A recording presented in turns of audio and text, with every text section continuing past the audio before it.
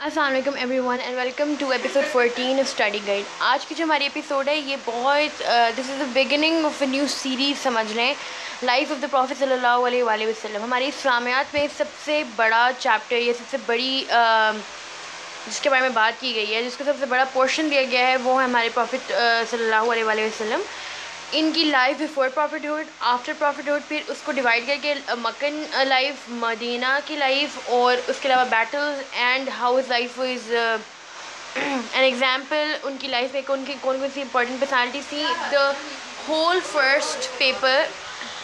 The whole first paper की जो majority part है वो हमारा लाइफ ऑफ द प्रॉफिट सल्लल्लाहु अलैहि वसल्लम से लिंक्ड है या उससे आता है।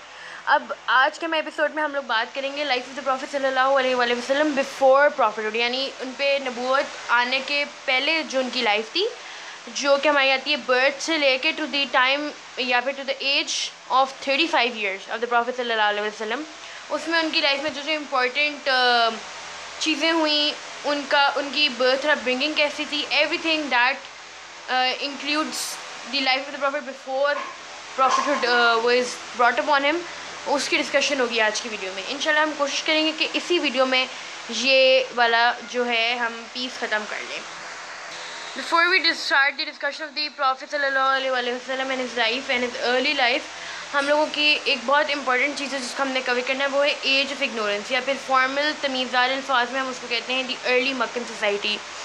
Now the age of ignorance the early Meccan society was the environment जिसमें the prophet was born and then he grew into it.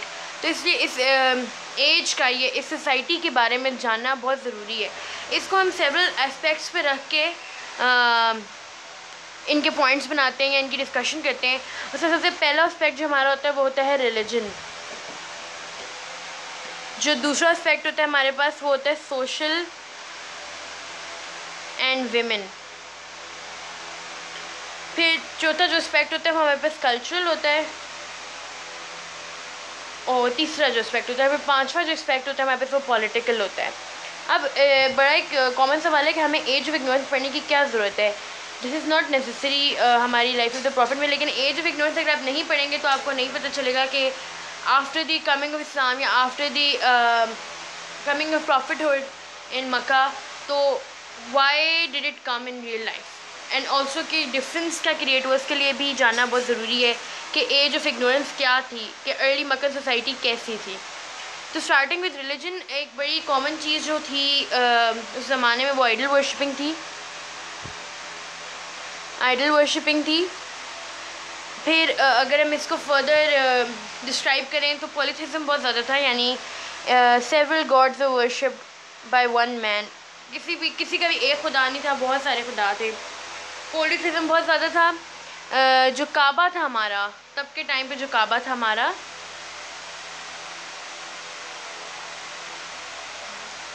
वो जो था इट हैड 360 आइडल्स यानी बुत, 360 idols in the Kaaba were present.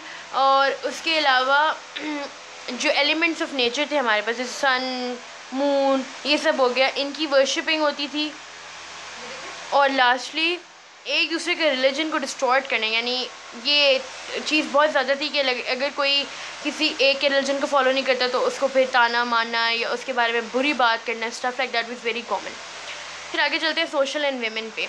ना अभी आप ज़रा इस पर फोकस करें तो आपको जब आगे जाके हम बात करेंगे कि इस्लाम क्या चीज़ें लाया था मक्का सोसाइटी में, तो आपके लिए बहुत आसान हो जाएगा डिफरेंस क्रिएट करना या डिफरेंस रिकग्नाइज़ करना।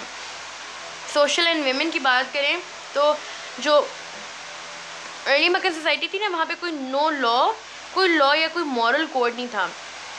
यानी हमारा जब इस्लाम आया तो there were lot of laws, there were lot of injunctions जो कि हमने लगाई थी, लेकिन अर्ली सोसाइटी में कोई लॉ नहीं था। जो वेल्दी था या जो बड़ा था, जिसके पास ज़्यादा पैसा था, रुतबे में बड़ा था, ही हैड द रूल। ठीक है। फिर सुपरस्टिशियस एक्ट्स, यानी बहुत सारी चीज़ें ऐसी थी। सुपरस्टिशियस एक्ट आपके लिए गलत तरीके जो थे वो बहुत कॉमन थे। इनमें हमारे पास हो जाता है ब्लैक मैजिक आ जाता है हमारे पास, या फिर मिथ्स को फॉलो करना, जैसे काली बिल्ली सांस, स्टफ लाइक दैट, तो वो बहुत कॉमन था। फिर इनजस्टिस एंड मैल प्रैक्टिस, जैसे मैंने भी आपको बताया कि जिसका जिसकी लाठी उसका भैंस वाला हिसाब था कि जिसके पास पैसा था ये जो रुतबे में बड़ा था, तो one person who is greater in the status he had the rule, in very simple words. फिर विमेन के बारे में बात करते हैं तो women had no rights and no respect, no rights, ठीक है। Women had no rights, they were treated as trade articles. Trade articles यानी अच्छा ये चीज़ बहुत कॉमन थी, the selling of bodies and stuff like that, this is very common. और जो विमेन थी उनको इनहेरिट किया जाता था, यानी जैसे हम लोग जायदाद इनहेरिट करते हैं वैसे औरतों को इनहेरिट किया जाता था। और उसके अलावा जो हमारी फीमेल बेबीज़ हुआ करती थी, फीमेल गर्ल्स बॉर्न हुआ करती थी, उनको they were considered an embarrassment and most of the people used to bury them alive as they were born. तो ये हमारे सारे सोशल और विमेन का जो एस्पेक्ट था ये वो है। आगे चलते हैं कल्चरल एस्पेक्ट की तरफ। ना कल्चरल एस्पेक्ट की तरफ चलते हुए ना तो सबसे इम्पॉर्टेंट चीज़ जो है जो हमारे अरब से, अर्ली अरब से, they were full of pride, they were very proud and they had a lot of जिसे कहते हैं ना, मतलब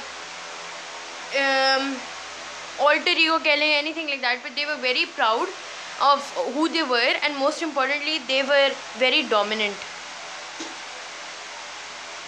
ठीक है। उसके अलावा they had excellent memories, they were loyal tribesmen, उनकी hospitality and eloquence was unmatchable। और उसके अलावा एक और चीज़ जो थी वो ये थी कि इनका जो they regarded their word a lot, उनकी ज़बान बहुत मैटर करती थी उनके लिए, जो हमारे अरब ट्राइब्समैन थे, ठीक है। और उसके अलावा ये था कि they followed what ever the ancestors told them, तो इसलिए हम इसको कहते हैं कि दे वर वेरी लॉयल ट्राइब्समैन, ठीक है। ये इनके कल्चरल एस्पेक्ट थे। लास्ट हमारे पास आ जाता है पॉलिटिकल एस्पेक्ट। जो पॉलिटिकल एस्पेक्ट था वो बहुत ही डिसऑर्गेनाइज था, ठीक है, बहुत ही डिसऑर्गेनाइज था। कोई लॉ नहीं था, as I told you before, कोई सेटलमेंट नहीं थी। इनका नोमैडिक लाइफस्टाइल था, जहाँ उनको खाना पीना मिलता था वो वहाँ पे सेटल हो जाते थे। जो इंटर ट्राइबल रिवेलरीज थी वो बहुत कॉमन थी। इंटर ट्राइबल रिवेलरीज क्या होती हैं, एक ट्राइब की किसी दूसरे से लड़ाई करना या उनकी जंग होना आपस में, बहुत कॉमन थी। जो चीफ थे, जो हेड ऑफ द ट्राइब थे, they were chosen on the count of wealth, strength and valour यानी करेज। चीफ जो थे वो इन 3 फैक्टर्स पे चूज़ किए जाते थे। मतलब चीज़ के लिए कोई प्रॉपर वो नहीं था, मतलब बस जिसके पास ज़्यादा पैसा है, जैसे मैंने आपको पहले बताया, जिसकी लाठी उसकी भैंस, जिसके पास ज़्यादा पैसा है, जिसके पास ज़्यादा रुतबा है, जिसके पास ज़्यादा करेज है, जो ब्रेव इनफ है अपने राइट के लिए स्टैंड करने के लिए, वो चीफ बन जाता था। और फिर लास्ट में नो लॉ ऑफ सक्सेशन। ये तो इसी से बात बन जाती है कि जब चीफ के लिए कोई लॉ नहीं था तो उसको लॉ ऑफ सक्सेशन भी नहीं था। तो ये हमारी एज ऑफ इग्नोरेंस थी। ये बड़ा क्विकली मैंने आपको डिस्क्राइब किया। इसको जानना क्यों ज़रूरी है, ये भी आपको आगे भी समझ आएगा कि ये इसलिए जानना ज़रूरी है क्योंकि आपको पता होना चाहिए कि इस्लाम के आने के बाद इसमें क्या चेंजेस आए और ये क्या डिफरेंस है जो क्रिएट हुआ, ठीक है। तो ये हमारी एज ऑफ इग्नोरेंस थी। अब आ जाते हैं मोहम्मद पे। Finally officially starting with the life of the prophet सल्लल्लाहु अलैहि वसल्लम। हम पहले सबसे बेसिक नॉलेज है बायोडाटा से शुरू करते हैं प्रॉफिट की। द प्रॉफिट सल्लल्लाहु अलैहि वसल्लम was born on the 12th रबीउल अव्वल 571 AD. He was born in the tribe of Banu Hashim. His father's name was Abdullah bin Abdul Muttalib. Abdullah bin Abdul Muttalib was his father. He was an orphan when he was born. The Prophet, basically, Abdullah was on his way back from a trade caravan where he died. और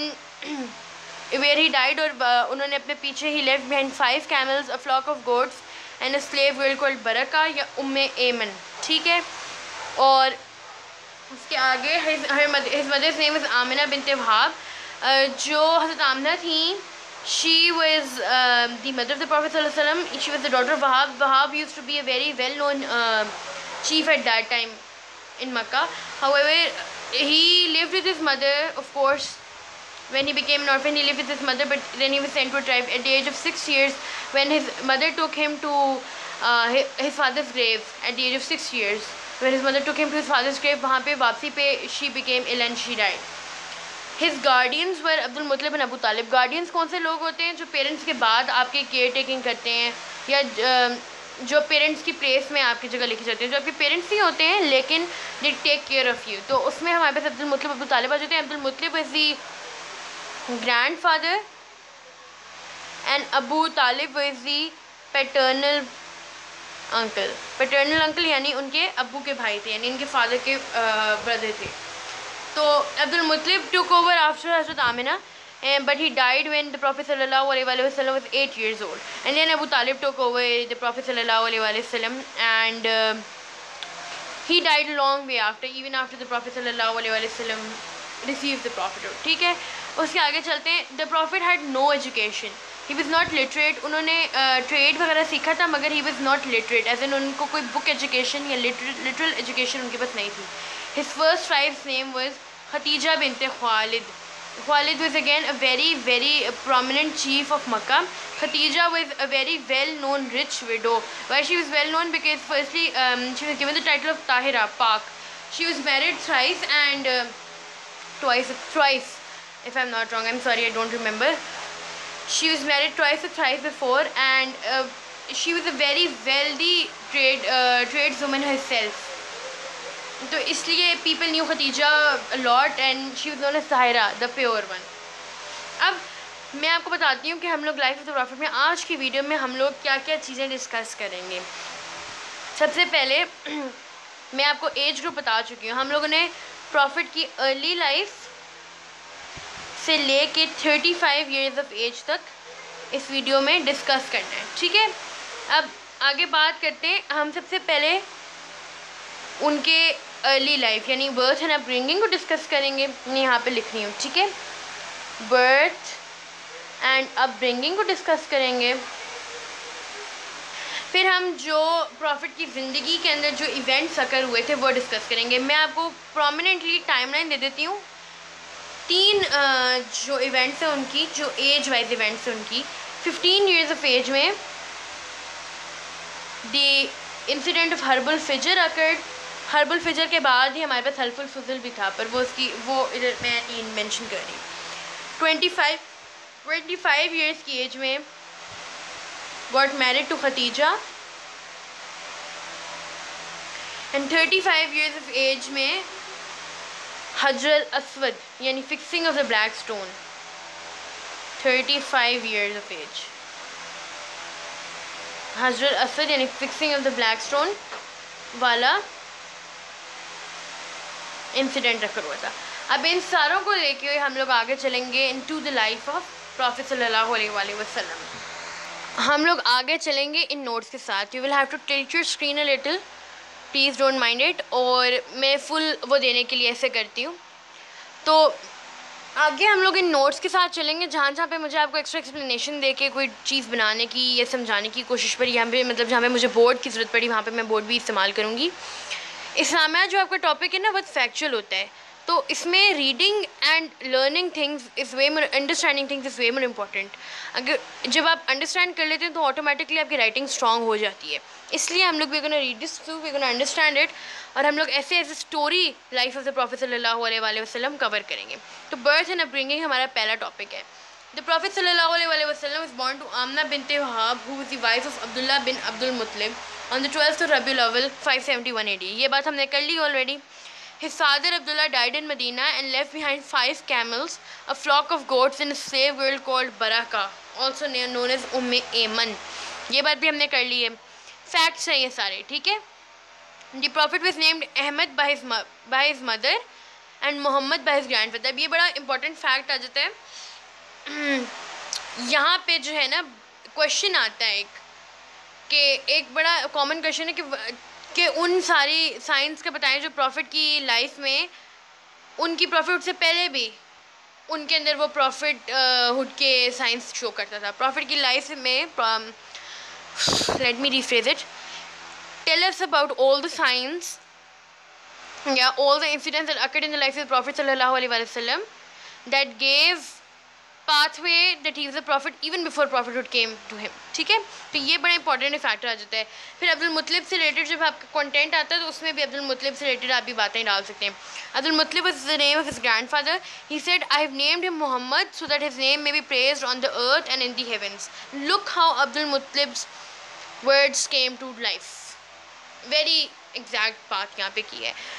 Soon after his birth, Thobia, the slave girl of Abu Lahab, his uncle, suckled him and she suckled Hazrat Hamza too. Again ये एक और incident है profit की life का जो काफ़ी लोगों को नहीं पता होता, मगर अगर आपको ये इंसिडेंट पता है तो आगे हमज़ा की as an important personality in the prophet life, Hamza की जगह पे भी आप ये लिख सकते हैं. और ये इस दोबारा ज़रूरी इसलिए क्योंकि हमज़ा अबू लहब के बेटे थे. ठीक है, तो Thobia slave girl of Abu Lahab, sorry Hamza Abu Lahab के बेटे नहीं थे, हमज़ा अब्दुल मुतलिब के बेटे थे, मेरे से ये गलती हुई है. His uncle suckled him and she, his uncle, the slave girl of Abu Lahab, his uncle, suckled him and she suckled Hamza too. The prophet said, Hamza is my brother by reason of fosterage. यहाँ पे profit यहाँ पे ये ज़रूरी इससे भी है क्योंकि यहाँ पे एक ब्रदरहुड डिक्लेयर हो रहा है. ठीक है, और पता चल रहा है, रीज़न पता चल रहा है.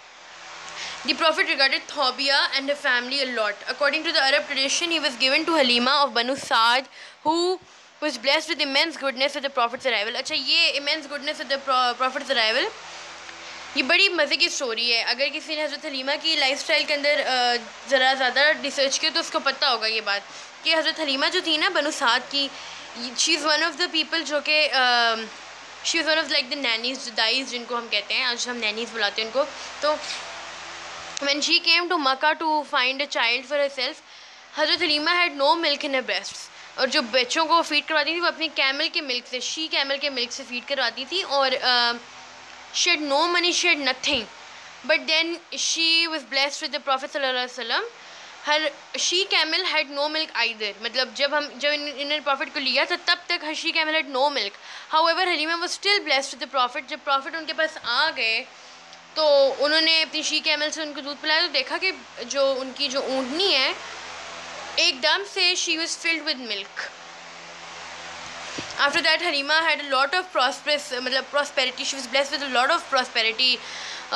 उनका पूरा जो सिस्टम, उनका पूरा फॉस्टर केयर था, it bloomed with the entrance of Muhammad. ठीक है, the prophet had Banu Saad's dialect and said, Verily I am most perfect Arab amongst you. My descent is from Quraysh and my tongue is the tongue of Banu Saad. Again ये चीज़ यानी हलीमा का mention की ज़रूरी था क्योंकि हलीमा बनु Saad की थी. The prophet was brought up in Banu Saad for early years. तो उन्होंने वहाँ से डायलेक्ट लिया था. डायलेक्ट लेने के बाद उन्होंने क्या बताया, who is the most perfect Arab, जिसका डिसेंट कुरैश से हो और जिसकी ज़बान बनु साद की हो. When the prophet was about 5 years old, Angel Jibrail came and his chest was opened and a clot of blood was taken out of his heart and washed with Zamzam water. ये भी एक सच्चा वाक़या है. Again, incidents of the prophet's life जहाँ पे clear signs of prophethood were given. When the prophet was 6 years old, he was returned back to his mother who took him to Medina. अच्छा यहाँ पे आते हैं. अब ये जो part was taken out and stuff, ये इसमें क्या हुआ था कि हज़रत जिब्राइल आए थे, उन्होंने मोहम्मद के सीने में से दिल निकाल के एक पार्ट निकाला था दिल का. वो पार्ट कौन सा पार्ट था? शैतान का हिस्सा. हम सब के अंदर बुराई भी होती है और अच्छाई भी होती है. बुराई वाला हिस्सा निकाल के रमदम से धो दिया गया था प्रॉफिट के अंदर से. ठीक है, this is a live incident and this is true. When the prophet was 6 years old, he was returned back to his mother who took him to Medina to make him visit the grave of his father. ये बात हम कर चुके हैं कि she took him to Medina to take him to the grave of his father. On their return journey, she fell ill and died at Abwa. That is where she is buried as well. He was brought to Abdul Muttalib, who showed him utmost affection and care. Abdul Muttalib used to say, I swear by Allah, this boy will hold a significant position. So again and again, Abdul Muttalib के पास ना वो आ रही हैं, premonitions आ रही हैं कि कुछ होगा इस लड़के के साथ. At the age of 8, Abdul Muttalib passed away. The Prophet was entrusted to Abu Talib to protect and care for. Abu Talib was very kind, loving, affectionate towards the Prophet sallallahu alaihi wasallam and brought him up with great versatility and love. As a boy, the Prophet looked after the flocks of Abu Talib. So इधर यहाँ तक हमने बात कर ली कि जब तक Prophet अपने टीनेज ईयर्स में पहुँचे ऐसा एक्सपेक्ट कर लिया. ठीक है, अब इससे आगे हम Prophet के अडल्टहुड की भी बात करेंगे. यहाँ पे Prophet अपने टीनेज ईयर्स में पहुँच गए. हमने देखा है कि who died in his life, who took over his life, stuff like that. and उनकी ज़िंदगी में as a baby, as a young child कितने इंसिडेंट्स आकर हुए about the Prophet sallallahu alaihi wasallam. He did not get, अच्छा ये basic facts हैं जो इधर से ही reduce हुए हैं. He did not get any formal education. He had an intelligent and inquisitive mind. He was loved by people for sweet and peaceful nature. He preferred solitude. He disliked and was strictly against politicism. He worked as a shepherd and never worshipped any idol. ये चीज़ें profit के बारे में क्यों याद रखनी ज़रूरी है कि ये साइंस से प्रॉफिट के अंदर, या फिर ये क्वालिटीज़ की प्रॉफिट के अंदर जो उनकी प्रॉफिट से पहले भी इस चीज़ को परफेक्ट कर चुकी थी कि he will be the prophet. ठीक है, reason why prophethood was bestowed upon Muhammad because he was the one person who strictly was against polytheism and he never worshipped an idol. Meeting Bahira the monk, one of the most important incidents and events of the life of the Prophet sallallahu alaihi wasallam. At the age of 12, the Prophet accompanied his uncle Abu Talib to a journey to Syria for trade. There they came across a Christian saint named Bahira who saw the signs of prophethood in him. He spoke really high of the Prophet and told them that he knew as the trees and stones prostrated behind him, and also that he had a seal of prophethood under his shoulder. Bahira warned Abu Talib to protect him from the Jews and to not send him further into the country. Abu Talib, concerned for his nephew, immediately sent him back. This is the first time that someone directly told the Prophet ﷺ that he had the signs of prophethood in him, या he was to be bestowed with the prophethood. तो ये बहुत important event बन जाता है। बहीरा एक Christian monk था जिसने प्रॉफिट के अंदर साइंस देखे थे। ज्यूज़ के पास उन्होंने क्यों नहीं जाने दिया था? क्योंकि इनकी बुक के अंदर लिखा हुआ था कि the profit will come. The Jews को भी पता चल जाता जैसे बहीरा को पता चला है, और वो प्रॉफिट को एक्सप्लॉइट करते हैं, उनको गलत तरीके से इस्तेमाल कर सकते थे। अबू तालिब जो थे, although of course he was among the idol worshippers as well, लेकिन he was concern for his nephew because a saint was telling him this, तो उन्होंने फिर उनको फ़ौरन वापस भेज दिया था। ये लाइन्स हैं जो बहीरा ने बोली थी, this is the master of all humans, Allah will send him with the message which will be a mercy to all human beings. ठीक है, ये पहला इवेंट है जिसकी हम बात करें। This happened at the age of 12। Age time याद रखें आप, ऑटोमेटिकली इवेंट्स याद रहेंगे आपको। हर्बल फिजर at the age of 15, where sacrilegious wars broke out in Makkah. These battles were happening in the month in which fighting was prohibited. Muhammad did take part in the battle but only collected arrows of enemies and gave them to his cousins. This was his first ever military experience. हम herbal फिजर और हल्फुल फुजुल, इसके बाद हल्फुल फुजुल की बात करेंगे। क्यों discuss करते हैं? ये इसलिए डिस्कस करना ज़रूरी है क्योंकि प्रॉफिट की अर्ली लाइफ में ऐसी क्या चीज़ें थीं जिन्होंने प्रॉफिट को उनकी प्रॉफिटहुड की बाद की लाइफ में इतना केपेबल बनाया, और ये वो चीज़ें जिन्होंने उनको केपेबल बनाया। हर्बल फिजर जैसी चीज़ें। Herbal फिजर was the profits first military experience, and although the prophet was not an active part of it, लेकिन उन्होंने अपने इर्द गिर्द जंग होती हुई देखी इन हिज कॉन्शियस माइंड, और उन्होंने देखा कि the things that war could cause. ठीक है, इसके बाद ही हल्फुल फुजुल आ जाता है। This was an after effect of Harb al फिजर। The Prophet was 15 years old when war broke out during the Hajj season between Quraysh and Hawazin tribes, even though it was forbidden. It lasted for many years. Seeing the injustice, evil and bloodshed, some tribes came together to form an alliance to protect rights of the oppressed and provide them with justice. This league was called Hilful Fuzul. The reason it was called Fuzul ya Fuzul is that the names of the leading members are Fuzl, collectively making Fuzul. Muhammad was really happy at its aim and was present at the occasion of the oath. So you see, again another experience in the young prophet's life that made he was very happy about it. Why was he happy about it? Because he did not support war. He had seen how evil it could be. So एक और experience है, जैसे बात होती है ना कि तजुर्बा हमें मैच्योर करता है, ये हमें वो बनाता है। तो प्रॉफिट की अर्ली लाइफ डिस्कस ही इसीलिए होती है ताकि हमें पता चले कि प्रॉफिट जो थे उन पे सब चीज़ें अल्लाह ताला की तरफ से नहीं नाज़िल हुई थी। Profit was also a human.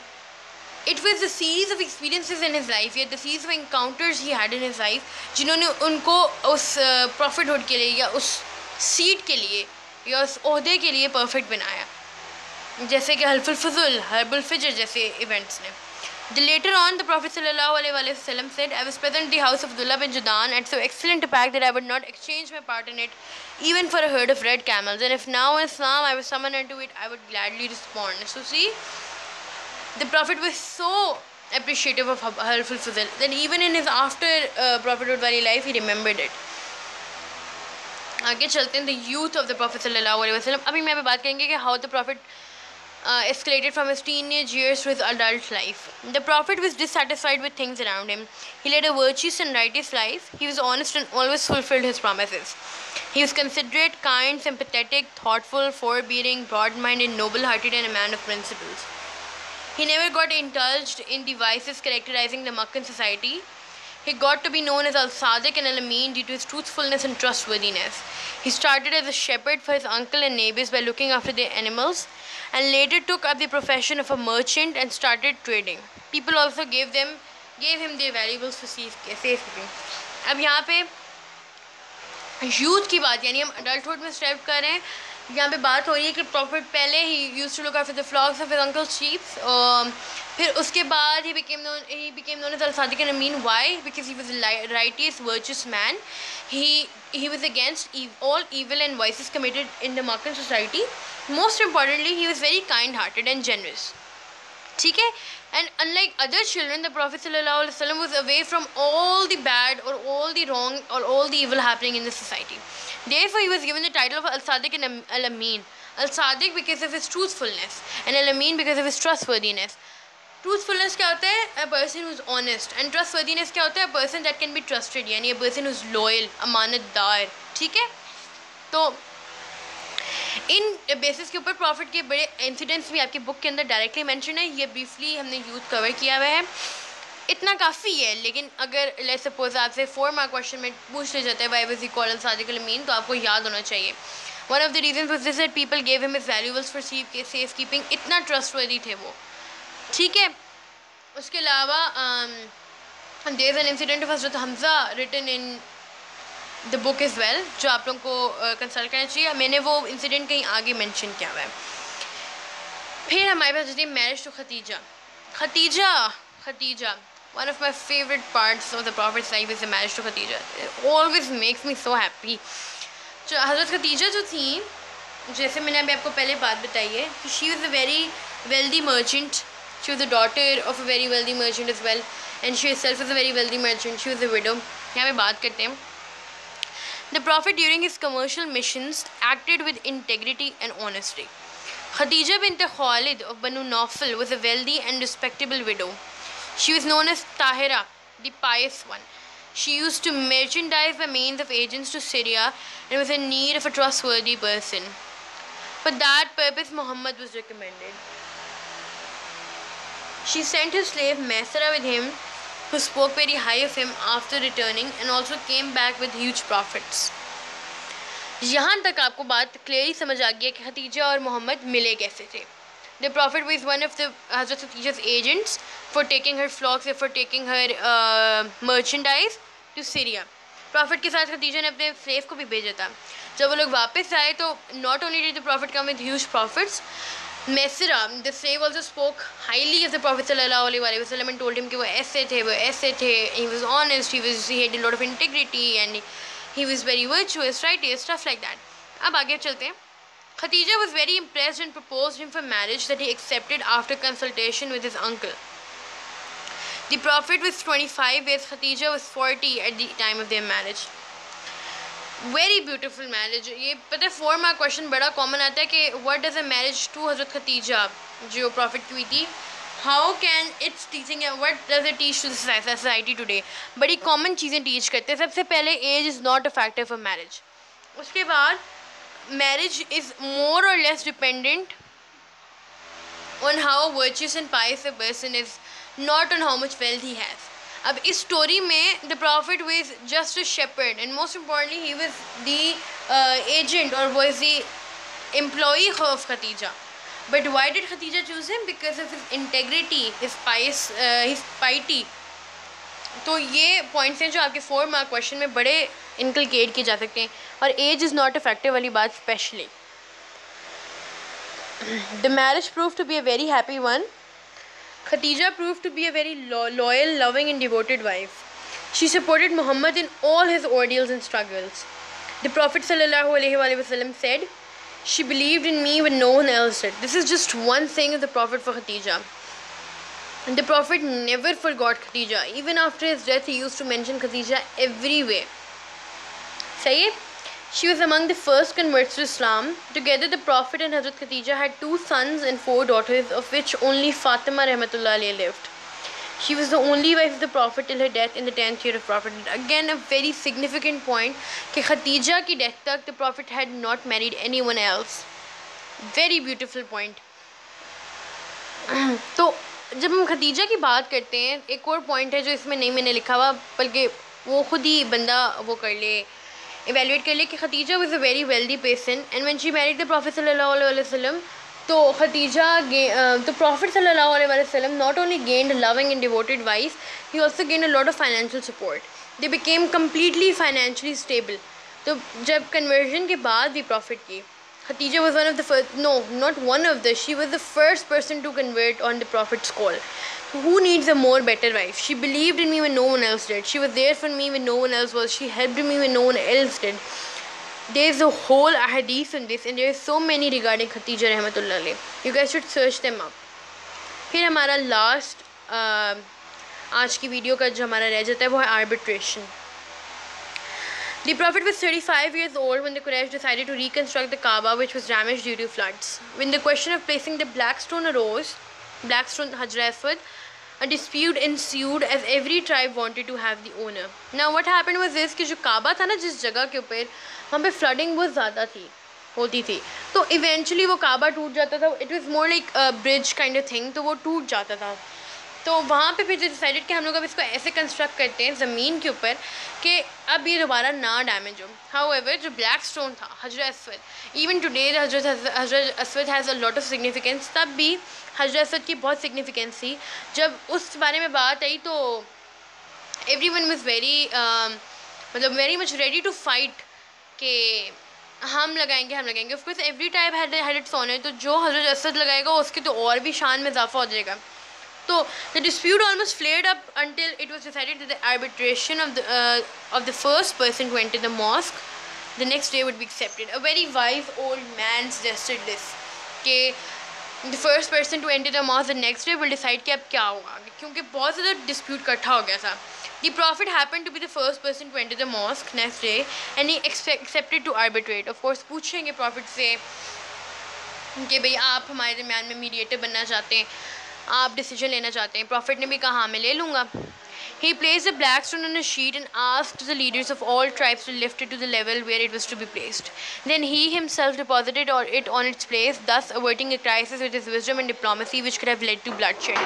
Again, another example in the before prophethood wali life of the Prophet, where he showed so much wisdom, he showed so much piety, he showed so much brain in comparison to a lot of other people. So easily उन्होंने सबको satisfy भी कर दिया और issue भी solve कर दिया without any bloodshed or problems. So this was at the age of 35 years old. The last incident जो हम इस वीडियो में discuss करेंगे about the Prophet sallallahu alaihi wasallam's life. So guys, this was episode 14, the life of the Muhammad sallallahu alaihi wasallam before prophethood. I hope you guys learned from this video. Inshallah the next parts relating to the life of Prophet will be uploaded soon. Abhi ke liye if you have any problems then do mention them down below in the comment box. I'll try my best to reply to you all and best of luck for your studies.